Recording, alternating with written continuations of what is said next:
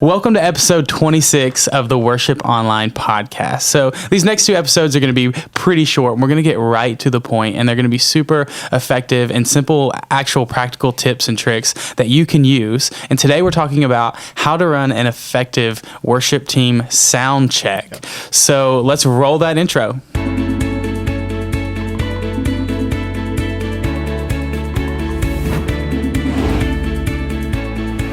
All right, so before we get started, I want to remind you guys that we are still giving out free 1-year Worship Online subscriptions. And I know we got a lot of people that discovered us through the podcast. So if you don't even know about Worship Online is outside of this podcast, go to worshiponline.com and check it out. Trust me, if you're a worship team member, you're really going to want to go check this out and potentially into your email at worshiponline.com/podcasts. And right there is where you can enter your email and win a free full year subscription. So go do that right now.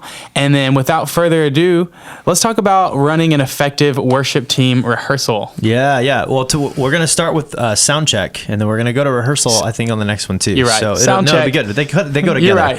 So starting your rehearsal, it's always good to get a sound check. True. And so a lot of churches don't do it, though, believe it or not. A lot of people kind of just set up and run because maybe you're at a newer place where you've got digital consoles and or Aviom systems, and you can like recall your preset, and everyone's playing the same instruments every week, so it's you feel like you don't have to have a sound check.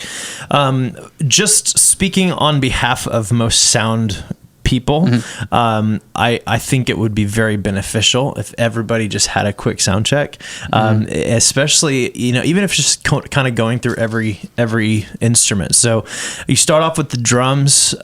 Make sure you've got good input from your kick, snare, toms, hat, overheads, your bass, your guitars, your keys, tracks, anything like that. Just making sure your levels are all good, because sometimes you've got people coming in with different computers or different amps or different things that gain changes are going to switch, or mic positions might change a little bit. So kind of resetting all that's going to be really important for your front of house guy, but also for your ears.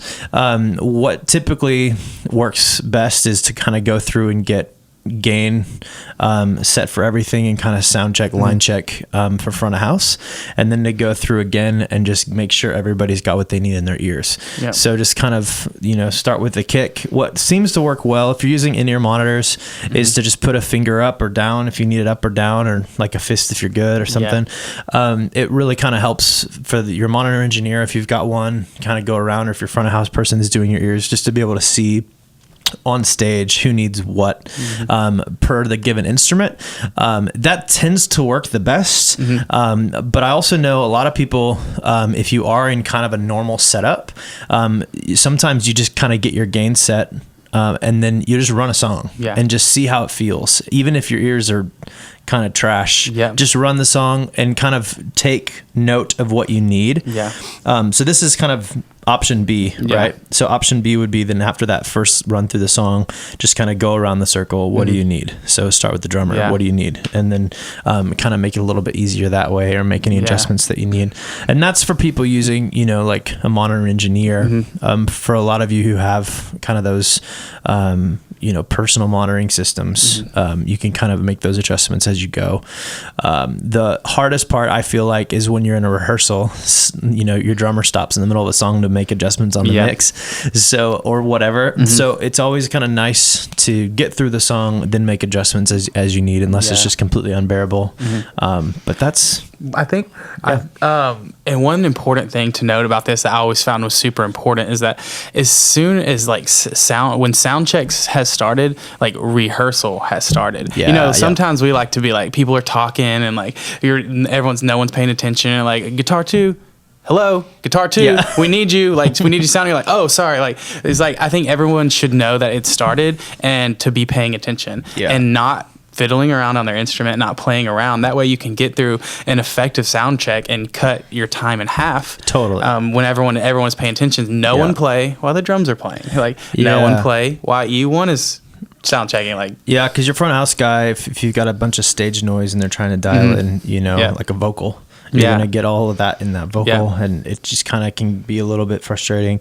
And it does just take more time. Yeah. And you got to tell people to stop, and it's just not fun for anybody. Yeah. So it's better just to kind of be aware of your surroundings. Oh yeah, exactly. That's so true. And if you have to do like a short, like this is kind of going into the rehearsal next episode, but doing like a short little meeting beforehand just to get everyone on the same page, their heads plugged in. We'll talk about that in the next episode, but so we'll just move on to more rehearsal stuff. I think number 2 also is organization. The more organized you can be, and the more consistent you do this every single week, the more people are going to understand. Like when you mention like personal mixers, I hate when things aren't labeled on the thing. I'm like, which one is my guitar? Or they're wrong. Hit the snare. I need to figure out what the snare is. Or they're wrong. It's wrong. The more organized you can be, like the more sane you're going to be. Right. You're not going to be like, where the heck is this? Everything's running around unorganized. My mix is horrible. Like any of that stuff. So for all the sound tech guys out there, please do that for your musician's sake. Exactly. So it's not a frustrating mess. Because I've been to a lot of places like that where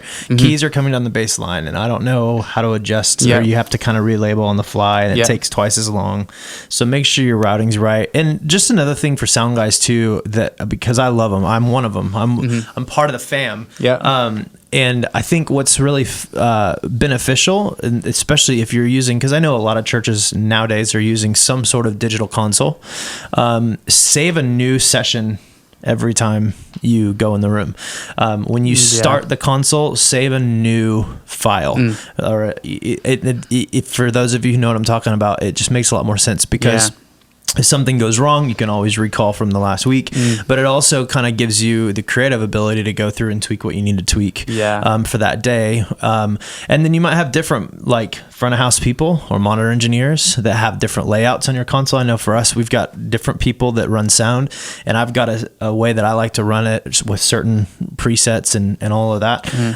So we'll save it every time so that I can go back to the mix I had the last time and stuff like that. So it's just kind of nice to save. So I know a lot of people bring up that snapshot and they just use the same one every single time. And that can tend to get a little messier as you go, whereas you're always able to recall if you save. So just a little tidbit. And like what we're saying, like every church is probably going to be a little different. Like, you know, sometimes like a church I was part of, we did sound check without like any of the vocalists there. Like we did, it's a weird format. I mean, I actually love this format where you do just the band members, let all that get figured out. Cause vocalists, they like to talk, they like to mingle, they like to drink their coffee. Like they're not like super involved with what's going on during sound check. And so like that, they could be practicing vocals somewhere else, not wait. It's a good use of their time to be somewhere else practicing vocals instead of being in there while everyone's sound checking for 20 minutes. That's 20 minutes of rehearsal. They just come back in when like, after maybe the band's done sound checking, or maybe the band's has run through the songs once by themselves or something. That's great. Really good. I mean, just something to try. I mean, there's so many formats that work, but those are kind of some common tips though. So if you're feeling like you have a hard time sound checking, or, you feel like you can just kind of walk in and wing it. It's good to give a little bit extra attention, because I know, even again, I hate to just keep going back to that person, but just speaking as a sound guy, it's so nice to be able to dial everything in. So if you guys take a second and just line check and make sure everybody feels good with their ears, 9 out of 10 times that front of house guy is going to get a mix that they like a lot better than if you all just start playing and having to kind of figure it out on the fly. So it just kind of helps figure that. Good sound just it translates to everything. When I'm as a guitar player, if I have a really good in-ear mix, like to say we're even going stereo and I'm able to split them and they just sound so beautiful in my ears, or like that translates to your confidence. Like as a guitar player, I'm gonna hit that so confidently, like it just, everything sounds beautiful and amazing. You're in it, like that just translates, as opposed to if you have a horrible mix because it only takes 5 minutes to get a good mix. Like why didn't you do it? Like as you had a horrible mix, it's just things aren't exactly where you're not feeling is great. You're not as confident maybe. Well, it brings up another valid point: problem solving. It's a lot easier to isolate the problem home if you go one instrument at a time. Oh, yeah. You know, if you hear feedback on something, you can probably get it with a line check. Whereas,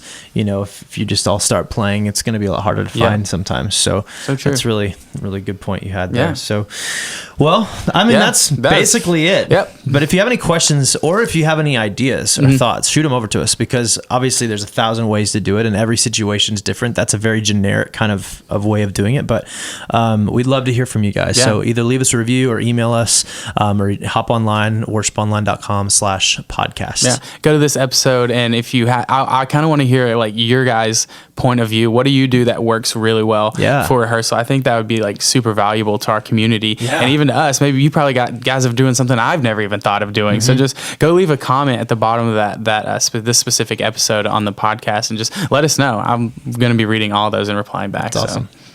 We'll see you guys soon.